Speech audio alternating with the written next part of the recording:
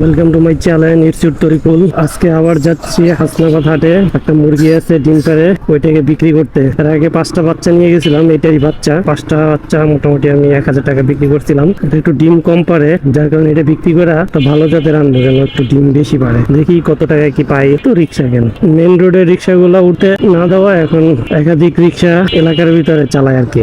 যার কারণে ফাঁকা পাওয়া যায় না, রাস্তা পুরো জ্যাম হয়ে থাকে। অনেকেই ভয়ে উপরে যায় না, তার কাইটা দেয়, যার কারণে এখন এলাকার ভিতরেই চালায়। যাত্রী থাকুক বা না থাকুক, পুরো এলাকার ভিতরে খালি টহল দিতে থাকে।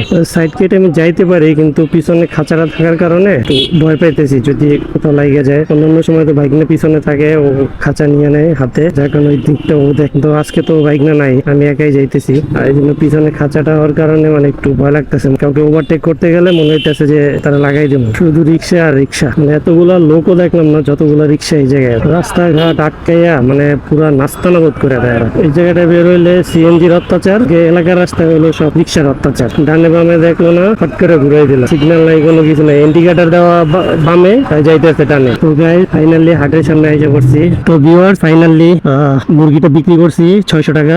আলহামদুলিল্লাহ ভালো একটা অ্যামাউন্ট পাইছি। আর 600 টাকা দিয়ে বিক্রি করে 4টা চীনা হাঁসের বাচ্চা নিয়েছি 300 টাকা করে জোড়া। দেখতে খুব ভালো লাগলো। গত হাটেও পাইছিলাম আমি, কিন্তু দামাদামি করতে করতে আরেকজন এসে নিয়ে গেছে। তো আজকে আবার পাইলাম, বাচ্চাটা দেখতে সুন্দর লাগলো, 600 টাকা দিয়ে নিয়ে নিলাম।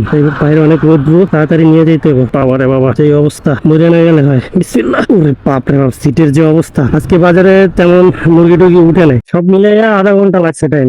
এই দ্বিতীয়বারের মতো খুব দ্রুত মানে বিক্রি হলো। একটা জিনিস বুঝতে পারলাম যে কবুতর বিক্রি করতে গেলে ঘন্টার পর ঘন্টা দাঁড়ায় থাকতে, তাও দাম পাওয়া যায় না। কিন্তু মুরগিটা বর্তমানে মানুষের খুব চাহিদা বেশি, যার কারণে মুরগিটা নেওয়ার সাথে সাথে মানে বিক্রি হয়ে যায়। এর আগেও 5টা বাচ্চা নিয়ে আসছিলাম, যে মুরগিটা আর কি বিক্রি করছি ওইটারই 5টা বাচ্চা ছিল। আলহামদুলিল্লাহ ওইগুলো ভালো দামে বিক্রি করছি, চাইলে আরো বেশি দামে বিক্রি করতে পারতাম। মানে আমি বেশিক্ষণ থাকবো না, এই জন্য আমার টার্গেট অনুযায়ী আমি বিক্রি করে চলে গেছি। খুব দ্রুতই বিক্রি করছি, মানে আসছি 10টা মিনিট সময় লাগছে, আমার বিক্রি করা হয়ে গেছে। খুব ভালো লাগছে। এখন তো মানে মনে হচ্ছে যে কবুতর বাদ দিয়ে শুধু হাঁস মুরগি পালি, এইটারই চাহিদা বেশি। দেখা যায় মানুষ খাওয়ার জন্য নেয় একটা মুরগি, দেশি মুরগি 400 500 600 টাকা নিয়ে খাওয়াটা তেমন কিছু না। টার্গেট ছিল ওইটা বিক্রি করে মানে এর চেয়ে একটু ভালো জাতেরটা নিবো। হাঁসের বাচ্চাগুলো দেখে আর লোক সামলাইতে পারি নাই, যার কারণে এগুলো নিয়ে খুশি লাগতেছে, আসলে অনেক খুশি লাগতেছে। কালকে রোদ যা ছিল তার চেয়ে আজকে রোদ আরো বেশি গরম।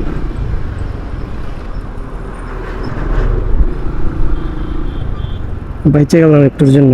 আল্লাহ, সামনে নামার জন্য ঝামেলাটা হয়েছে, দূর থেকে বোঝা যায় না যে রড বা কোনো কিছু আছে।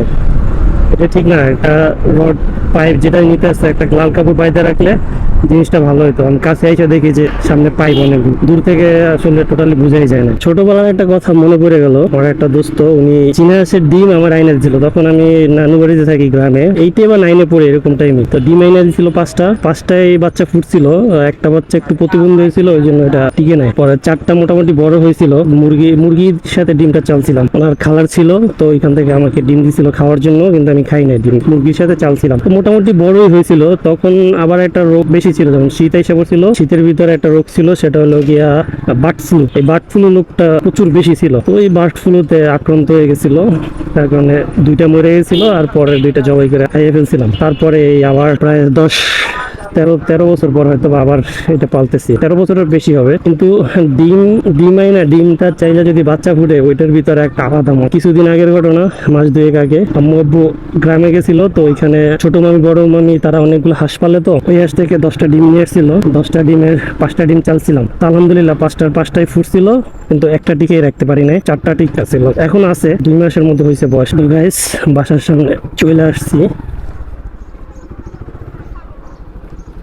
গাইস, অতিরিক্ত গরমের কারণে অবস্থা খুবই খারাপ। অলরেডি একটা মরে গেছে, মানে এতটাই গরম যে একটা অলরেডি মরে গেছে, আর একটা খুবই খারাপ, যে কোনো সময় মরে যেতে পারে। সময় লাগছে আসতে 10 মিনিট, তো এতই গরমের তাপ 10 মিনিটে ওদের টিকে রাখাটা মুশকিল হয়ে গেছে। এর ভিতরে এখন আবার কারেন্ট চলে আসার পরে মানে পানিতে ভিজানোর পরে অনেকটা সুস্থ হয়েছে। 2টা মোটামুটি সুস্থ আছে, আর একটা মানে শরীর ছাইড়া দিছে, আশা করি বাঁচবো।